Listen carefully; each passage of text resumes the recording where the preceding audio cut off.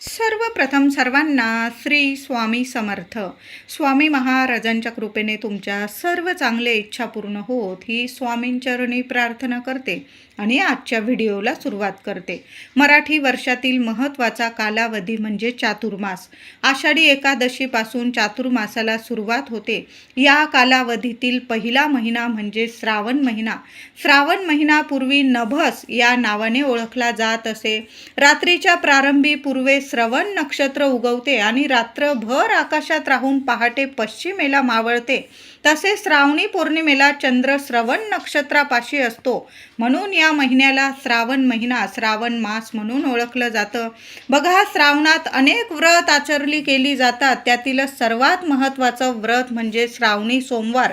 श्रावण हा शिवपूजनासाठी अतिशय महत्त्वाचा आणि पवित्र शुभ मानला जातो. या महिन्यात जर आपण शिवशंकरांची सेवा केली तर आपल्याला भरभरून फळ मिळत असतं.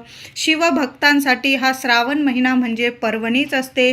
तर यावर्षी 2026मध्ये श्रावण महिना प्रारंभ होत आहे. 13 ऑगस्ट 2026 गुरुवारपासून श्रावण महिना सुरू होत आहे आणि 11 सप्टेंबर 2026 शुक्रवारपर्यंत हा श्रावण महिना असणार आहे. यावर्षी सोमवार श्रावणी सोमवार हे 4 आलेले आहे. पहिला श्रावणी सोमवार 17 ऑगस्ट आणि त्याच दिवशी नागपंचमी सुद्धा आलेली आहे. शिवामूठ असणार आहे तांदूळ. श्रावणी सोमवार आणि नागपंचमी सोन्याहून पिवळं सुंदर सोन्यासारखा दिवस आहे. दुसरा श्रावणी सोमवार 24 ऑगस्ट शिवामूठ असणार आहे तीळ. तिसरा श्रावणी सोमवार 31 ऑगस्ट संकष्ट चतुर्थीच्या दिवशी आलेला आहे. शिवामूठ असणार आहे मूग. आपण बघा, संकष्ट चतुर्थीला गणपती बाप्पांना सुद्धा मूग अर्पण करतो. आणि श्रावणी सोमवारची तिसरी मूठ असते मूग हिरवे आणि तिसरा सोमवार संकष्ट चतुर्थीच्या दिवशी आलेला आहे. दोन्ही देवतांना आपण शिवपुत्र श्री गणेश आहे आणि शिवजी आपण शिवपिंडीवर सुद्धा शिवामूठ मूग अर्पण करणार आहोत. सुंदर सोन्यासारखा दिवस आहे. सर्वांनी शिवामूठ अर्पण करायचे आहे आणि गणपती बाप्पांना सुद्धा मूठभर मूग अर्पण करा. सोन्याहून पिवळं इतकं आयुष्याचं कल्याण होईल. जे मागाल ना ते त्या दिवशी तर नक्कीच तुमच्या पदरात मिळणार आहे. चौथा श्रावणी सोमवार 7 सप्टेंबर आणि अजय एकादशी दोन्ही देवतांची एकत्र सेवा. सोन्याहून पिवळं बघा, 7 सप्टेंबरला अजय एकादशी आलेली आहे आणि चौथा आणि शेवटचा श्रावणी सोमवार आलेला आहे. शिवामूठ असणार आहे गहू. तर यंदा श्रावणी सोमवार 4 आलेले आहे. 2026मधील श्रावणी सोमवार 4 आलेले आहे. पहिला श्रावणी सोमवार नागपंचमीच्या दिवशी आलेला आहे. दुसरा श्रावणी सोमवार हा 24 ऑगस्ट दिवशी आलेला आहे. तिसरा श्रावणी सोमवार संकष्ट चतुर्थी 31 ऑगस्ट रोजी आलेला आहे आणि चौथा शेवटचा श्रावणी सोमवार 7 सप्टेंबर अजय एकादशीच्या दिवशी आलेला आहे. तर बऱ्याच लोकांना प्रश्न पडलेला आहे की 2 उपवास आपण एकत्र कसे करायचे. आता नागपंचमीचा पण बऱ्याचशा महिला भावासाठी उपवास करत असतात. भाऊ राया म्हणजे आपला नागदेवता. आता नागदेवता हे भगवान भोलेनाथांचेच गण आहे. म्हणून दोन्हीही उपवास तुम्ही एकत्र करू शकता आणि संध्याकाळी परंपरेनुसार जसा श्रावणी सोमवार तुम्ही सोडत असाल तशा पद्धतीने तुम्ही उपवास सोडायचा आहे. नागपंचमीचा उपवास बऱ्याचशा महिला चतुर्थीच्या दिवशी पकडतात आणि पंचमीला सोडत असतात. तर तुम्ही तसं करू शकता. आदल्या दिवशी उपवास करा, रविवारी उपवास करा आणि श्रावणी सोमवार आणि नागपंचमीचा एकत्र संध्याकाळी तुम्ही उपवास सोडू शकता. काही महिला सकाळी उपवास करतात, संध्याकाळी उपवास सोडतात. तर दोन्हीही उपवास तुम्ही संध्याकाळी शिवशंकरांची नागदेवतांची पूजा करून तुम्ही संध्याकाळी अगदी परंपरेनुसार देवांना नैवेद्य पाणी केल्यानंतर तुम्ही उपवास सोडू शकता. आता संकष्ट चतुर्थीचा उपवास आणि श्रावणी सोमवारचा तिसरा श्रावणी सोमवारचा उपवास एकत्र आलेला आहे. तर मग कसं करायचं. शिवपुत्र आहे श्री गणेशा आणि श्रावणी सोमवारसुद्धा दोन्ही उपवास तुमचे लागू पडणार आहे.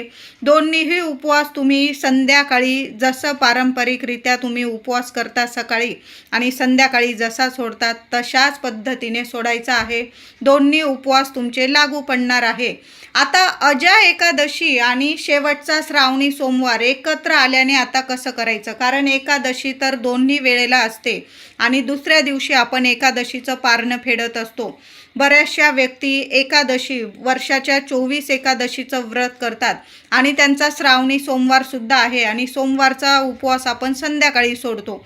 मग कसं करायचं, तर महिलांनो, दादांनो, तुमचा जर अजा एकादशीचा उपवास असेल आणि तो तुम्ही दुसऱ्या दिवशी मंगळवारी सोडणार असाल 8 सप्टेंबरला, तर मग काय करायचं, संध्याकाळी तुम्ही देवांना नैवेद्य दाखवा आणि थोडंसं जलाधरीच्या इथून तीर्थ आणि एखादं बेलपत्र खाऊन घ्यायचं आहे. भोलेनाथांना, महादेवांना प्रार्थना करायची आहे की माझा एकादशीचा उपवास आहे, तुमचं तीर्थ आणि बेलपत्र मी प्रसाद स्वरूप खात आहे, मी श्रावणी सोमवारचा उपवास इथंच सोडत आहे, असं बोलून घ्यायचं आहे. आणि फराळाचं तुम्ही दोन्ही वेळेला खायचं आहे.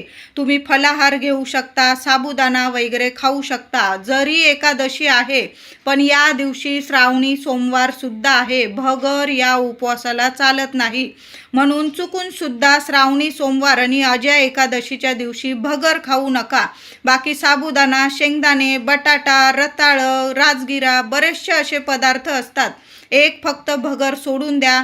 दोन्ही उपवास तुमचे लागू पडणार आहे. दुसऱ्या दिवशी तुम्ही अजा एकादशीचा उपवास जे पदार्थ बनवलेले असतील, वरण भात, भाजी पोळी, देवांना नैवेद्य दाखवा आणि उपवास सोडून घ्या. पण श्रावणी सोमवारचा उपवास संध्याकाळी महादेवांचं एखादं बेलपत्र, देवांना जो दूध साखरेचा नैवेद्य, फळांचा नैवेद्य दाखवलेला असेल ते खाऊन घ्यायचं आहे. तुमचे दोन्ही उपवास लागू पडणार आहे. नागपंचमीच्या दिवशी पहिला श्रावणी सोमवार आलेला आहे. महिलांनो, दादांनो, चुकून सुद्धा या गोष्टी ही कामं करू नका. महिलांनो, आपण जेवण स्वयंपाक तर करणारच आहोत. लेकरा बाळांसाठी जरी आपला उपवास आहे तरी पण आपण साबुदाणा खिचडी करतो, फळं वगैरे कापकूप करत असतो. तर चुकून सुद्धा तुम्ही या दिवशी दिवसभरात सुरी असेल, कैची असेल, चाकू असेल, काप कूप करू नका. किसणीचा वापर करू नका. खोबरं वगैरे किसायला वगैरे चुकून सुद्धा धारदार वस्तू आपल्या हातात या दिवशी घेऊच नका. आदल्याच दिवशी तुम्हाला जी पण स्वयंपाकाची, जेवणाची, फराळाची तयारी करून घ्यायची आहे, तुम्ही आदल्याच दिवशी रात्रीच्या 11-12 वाजेच्या आतच करून घ्यायची आहे. आणि दुसऱ्या दिवशी नागपंचमी आणि श्रावणी सोमवारी कुठलंच असं काम करू नका. ज्या वस्तू आपल्याला धारदार वस्तू हातात घ्याव्या लागतील अशी कामं या दिवशी चुकून सुद्धा करू नका. खोदकाम असेल, माती उकरणं असेल, या गोष्टी करू नका. या दिवशी चुकून सुद्धा या गोष्टी आपल्याला करायच्या नाही आहे. आदल्याच दिवशी फराळाची, स्वयंपाकाची तयारी करून ठेवा आणि नागपंचमी, श्रावणी पहिला सोमवार ही कामं चुकून सुद्धा करायची नाही आहे. दोन्ही उपवास तुम्ही एकत्र करू शकतात. शेतात नांगरणं, एखादं झाड वगैरे लावणं, या गोष्टी या दिवशी राहू द्यायच्या आहे. या दिवशी अशी कामं करूच नका. एखादं गांडूळ वगैरे असेल, एखाद्या जीवाला आपल्यामुळे त्रास होईल, इजा होईल, तर मग साक्षात नागदेवताला तो त्रास असतो. म्हणून नागपंचमीचा दिवस आहे, आपल्या भाऊरायाला कुठलाच त्रास होणार नाही. या गोष्टी टाळायच्या आहे. महिलांनो, दादांनो, चुकून सुद्धा या दिवशी काहीच करू नका. कैची, सुरी किंवा फावडा वगैरे, माती उकरणं, खोदकाम करणं, या गोष्टी टाळायच्या आहे. या दिवशी केस कापणं, नख कापणं, नख कुरतणं, कुणाविषयी वाईट साईड बोलणं, निंदा नालस्ती करणं, कुणाचा अपमान करणं, काय सांगावं. भगवान भोलेनाथ, नागदेवता कोणत्या रूपात येईल आणि आपली परीक्षा घेऊन जातील, दर्शन देऊन जातील.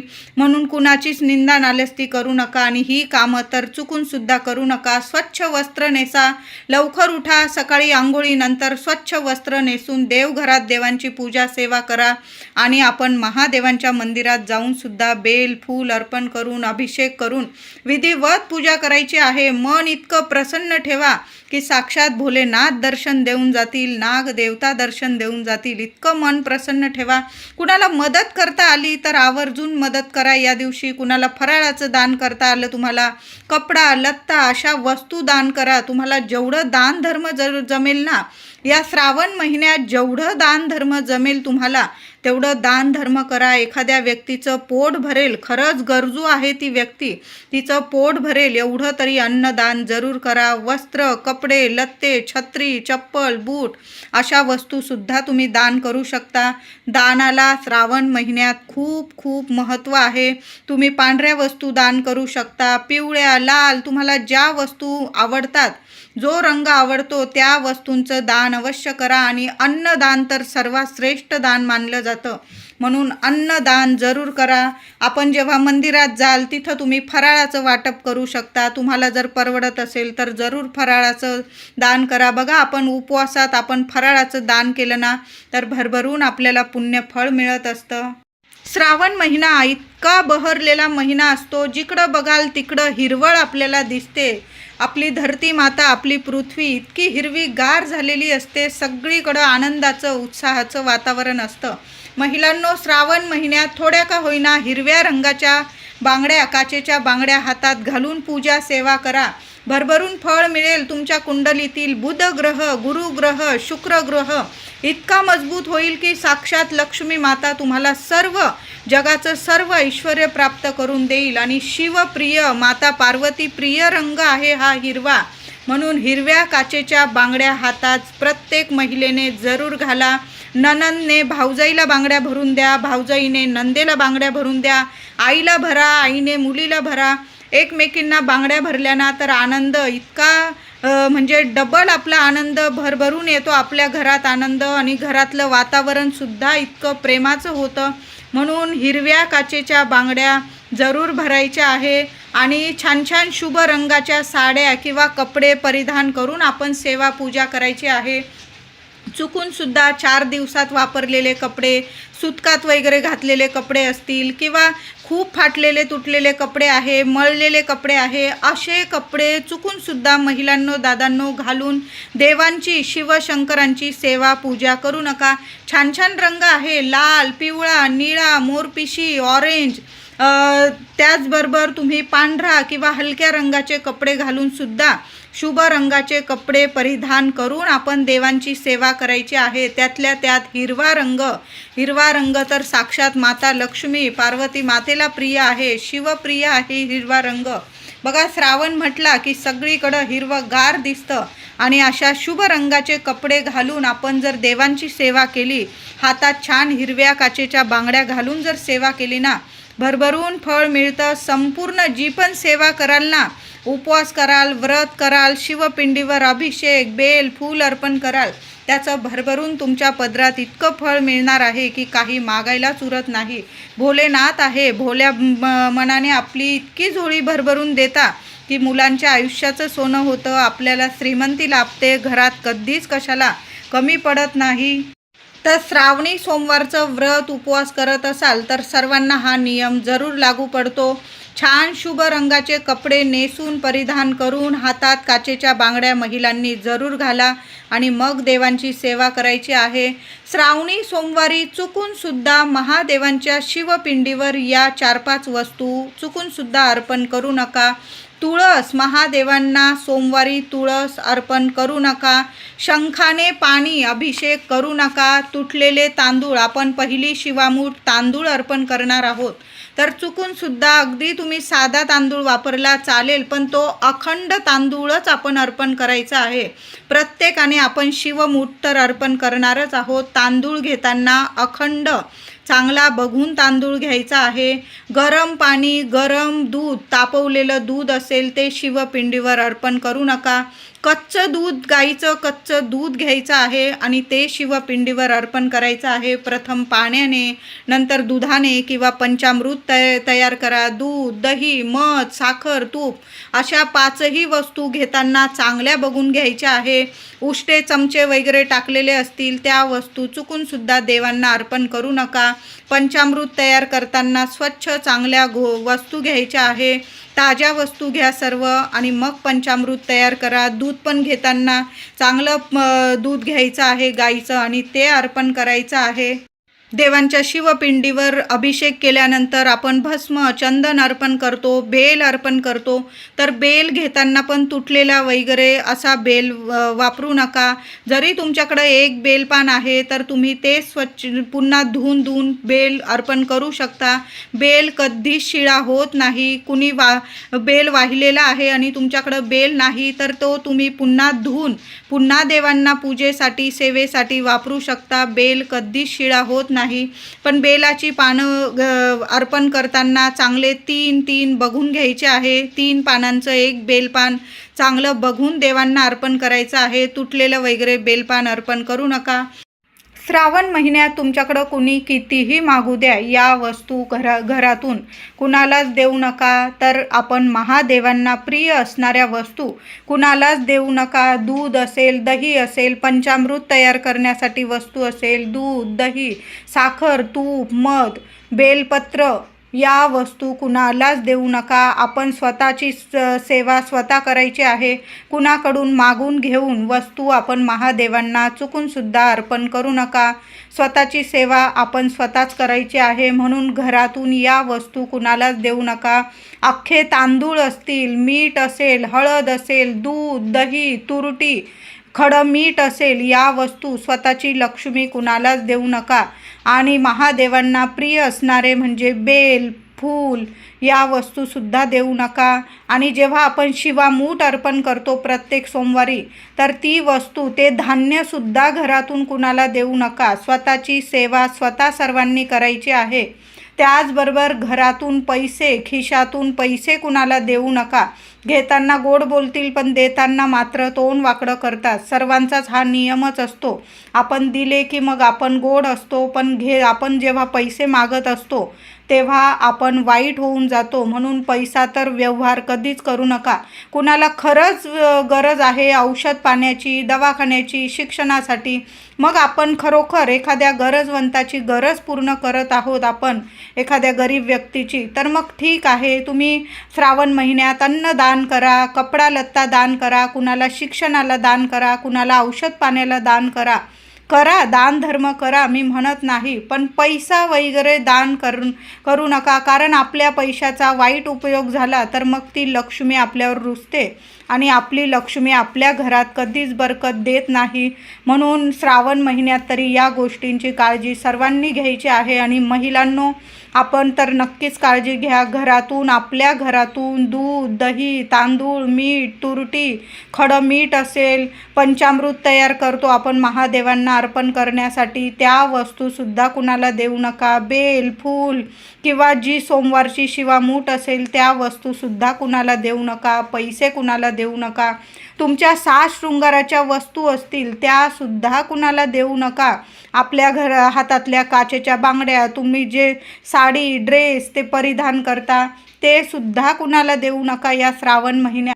श्रावण सोमवारी नागपंचमी आलेली आहे. बऱ्याच लोकांना प्रश्न पडतो की महिलांना तर नक्कीच प्रश्न पडतो की केस धुवावे का. तर महिलांनो, जरी नागपंचमी आहे पण आपलं व्रत आहे, आपण महादेवांचं मोठं व्रत करत आहोत, उपवास करत आहोत, शिवपिंडीवर अभिषेक करणार आहोत, तर शरीराने मनाने पवित्र होऊन आपल्याला व्रत उपवास करायचा आहे. म्हणून अंघोळीच्या पाण्यात तुम्ही चमचाभर गाईचं दूध टाका आणि थोडंसं गंगाजल टाका. ओम नमः शिवाय, ओम नमः शिवाय मंत्र बोला आणि मग अंघोळ करायची आहे. केस या दिवशी महिलांनी आवर्जून धुवायचे आहे. कुठलेच दोष तुम्हाला लागणार नाही. काही ठिकाणी नागपंचमीला केससुद्धा विंचरले जात नाही, जुनी परंपरा आहे. पण नागपंचमी आणि श्रावणी सोमवार एकत्र आल्याने आपण केस धुवू शकतो. आपण महादेवांची सेवा करत आहोत तर केस अवश्य धुवा. ज्या दिवशी उपवास करतो त्या दिवशी केस अवश्य धुवावे. आणि अशा मोठ्या तिथींना थोडंसं दूध आणि गंगाजल टाकून अंघोळ करा. कुठलेच दोष लागणार नाही तुम्हाला. श्रावणी सोमवारी प्रथम गणपती बाप्पांची पूजा करा. नंतर शिवपिंडीवर अभिषेक करा आणि मग नागोबाची, आपल्याला नागदेवतांची, आपल्या भाऊरायाची पूजा करायची आहे. छान अशी तुम्ही घरात पूजा करा किंवा तुमच्या घराजवळ वारूळ असेल किंवा महादेवांच्या शिवपिंडीवर जरी अभिषेक केला तुम्ही, तिथं नागदेवता असतील, तिथं जरी पूजन करून आलात ना, महादेवांचं पूजन आणि नागदेवतांचं पूजन तुम्ही एकत्रितसुद्धा करू शकता. बघा, नागदेवता हे शिवशंकरांचे गण आहेत. आपण त्या दिवशी मंदिरातसुद्धा पूजा करू शकता किंवा माझ्या महिला घरातल्या घरात तुम्ही आपण नाग नरसोबा लावलेला आहे त्याची जरी पूजा केली किंवा काही ठिकाणी घरात मातीची मूर्ती स्थापन करून, नागदेवांची मातीची मूर्ती स्थापन करून पूजा केली जाते. काही ठिकाणी रांगोळीने नाग काढला जातो पाटावर, तर त्याची पूजा करा. रांगोळीने नागदेवता काढा किंवा मातीची मूर्ती स्थापन करा किंवा मंदिरात पूजा करा. जरूर आवर्जून सर्वांनी नागदेवतांची सुद्धा पूजा करायची आहे. श्रावणाच्या पहिल्या सोमवारी 21 तांदळाचा उपाय सर्वांनी करायचा आहे. घरात करा, मंदिरात करा, पण मंदिरात केला तर अतिशय लाभदायक ठरेल. कारण मंदिरात जेवढी सात्विकता असते तेवढी घरात नसते. म्हणून मंदिरात जाऊन हा उपाय सेवा करा. महिलांनी करा, दादांनी करा, मुलांनी करा, मुलींनी करा, सर्वांनी करा. ज्यांना पैशांच्या अडीअडचणी आहे ना, गुप्त उपाय आहे. शिव महापुराणातील हा गुप्त उपाय आहे. काय करायचं आहे, उद्या आपण सर्वच जण तांब्याभर पाणी महादेवांच्या शिवपिंडीवर अर्पण करा. तुम्हाला दुधाने, पंचामृताने अभिषेक करायचा, करून घ्या. बेल फूल अर्पण करा, शिवामूठ अर्पण करायची आहे. तांदळाचा हा उपाय शिवामूठ केल्यानंतर करायचा आहे. शिवामूठ अर्पण करून घ्या. कधी पण हुबी शिवामूठ अर्पण करायची असते. 1 वेळा करा, 5 वेळा करा. उरलेलं धान्य असेल तुमच्याकडं, एखाद्या गोरगरिबाला आपण अर्पण केलं तरीही चालेल. तांदळाची शिवामूठ अर्पण करून झाल्यानंतर, सर्व सेवा करून झाल्यानंतर 21 तांदळाचे दाणे तुम्हाला चांगले मोजून घ्यायचे आहे. तुटलेले वगैरे, खंडित वगैरे घेऊ नका, नाहीतर मग नाही उपाय केला चालेल. घरातूनच एखाद्या डबीत वगैरे किंवा एखाद्या कागदात वगैरे 21 तांदळाचे दाणे अवश्य काढून घेऊन जायचे आहे. तिथं गर्दी असेल मंदिरात, एवढं जमणार नाही. घरातूनच आपण सेवेसाठी, पूजेसाठी जे साहित्य लागतं ते नीट घेऊन जायचं आहे. बेलाची पानं चांगली बघून घेऊन जा, तुटलेली वगैरे नको. आणि तिथं गेल्यानंतर महादेवांची सर्व सेवा करून झाल्यानंतर उजव्या हातात ते 21 तांदळाचे दाणे घ्यायचे आहे तुम्हाला. आणि 21 वेळा तुम्हाला महालक्ष्मीचा कमलात्मक मंत्र बोलायचा आहे. नाही जमला, ओम श्रीम नमः, ओम श्रीम नमः या मंत्राचा जप 21 वेळा करा. आणि ते तांदळाचे दाणे तुमच्या मनात ज्या इच्छा असतील त्या बोलून घ्या आणि अर्पण करून द्या महादेवांच्या शिवपिंडीवर. बघा, तुम्ही खाली हात घरी येणार नाही. पैशांविषयी कितीही अडीअडचणी असू दे, कर्ज झालेले असेल तुमच्या डोक्यावर, तुमची फेडण्याची खूप इच्छा आहे, तुम्ही कष्ट घेताय. मी म्हणत नाही की हा उपाय केला म्हणजे लाखो करोडो रुपये तुमच्याकडे येतील, पण काही वेळा मनुष्य खूप कष्ट घेतो पण त्याला हवं तसं फळ मिळत नाही. लक्ष्मी प्राप्ती, धनप्राप्ती होत नाही. काही ना काही पैशांच्या अडीअडचणी उभ्या राहतात. घरात कुणाचं आरोग्य नीट राहत नाही, विनाकारण खर्च निर्माण होतो. तर हा विनाकारण होणारा खर्च लगेच उद्याच्या उद्या नक्कीच थांबेल आणि तुमच्या घरात पैसा येऊ लागेल, टिकू लागेल, बरकत राहील, लक्ष्मी कायम प्रसन्न राहील. आणि तुमचं कर्ज जे असेल डोक्यावर ते सुद्धा तुम्ही हळूहळू फेडाल आणि घरात बचत सुद्धा होईल. असा हा सुंदर उपाय आहे. आणि जे कष्ट घेतात ना, त्या कष्टाला लक्ष्मी मातेची इतकी तुम्हाला भरभरून आशीर्वादांची म्हणजे वर्षा होणार आहे. म्हणून हा उपाय सर्वांनी जरूर करा. श्रावणाच्या पहिल्या सोमवारी किंवा श्रावणाच्या प्रत्येक सोमवारी शिवपिंडीवर गोकर्णाची फुलं जरूर अर्पण करा. पांढरी मिळो, जांभळी मिळो, जे मिळतील गोकर्णाची फुलं. बघा, शिवपिंडीसारखा आकार असतो त्या फुलांना. बऱ्याच घरांमध्ये अंगणात वगैरे गोकर्णाचा वेल फुललेला असतो आणि श्रावणात तर इतकी फुलं येतात ना, जेवढा अभिषेक करता येईल ना गोकर्णाच्या फुलांचा तेवढा जरूर करा. जेवढ्या बेल पानांचा अभिषेक करता येईल ना तेवढी सेवा कधीच खाली जाणार नाही. तुमच्या 7 पिढ्यांना भरभरून फळ मिळेल, मुलाबाळांच्या आयुष्याचं तर सोनं होईल. म्हणून प्रत्येकाने जेवढा बेल अर्पण करता येईल ना या सोमवारी, जेवढी गोकर्णाची फुलं, धोत्र्याची फुलं, जेवढी पांढरी फुलं महादेवांना अर्पण कराल ना तेवढी जरूर अर्पण करा. एखादं जास्वंदाचं फूलसुद्धा तुम्ही अर्पण करू शकता. तर उद्या आपल्याला ज्या पण सेवा करायच्या आहे ना त्या श्रद्धेने करायच्या आहे. त्याचबरोबर उद्या नागपंचमीसुद्धा आहे. महिलांनो, दादांनो, तुम्ही जर राहू काळ मानतात, शिवपूजन करताना कुठलाही राहू काळ पाळायची गरज नाही. पण आपण जेव्हा देवी देवतांची पूजा घरात पाटावर वगैरे मांडत असाल तुम्ही, तर नागपूजा करताना राहू काळ जरूर बघून घ्या. तुम्ही जर मानतात राहू काळ तर जरूर माना आणि या वेळात या काळात पूजा करू नका. तर सकाळी सोमवारी सकाळी पहिल्या श्रावणी सोमवारी नागपंचमीला सकाळी 7 ते सकाळी 9 हा 2 तासाचा अशुभ राहू काळ असणार आहे. या वेळात या काळात नागदेवांची पूजा करू नका.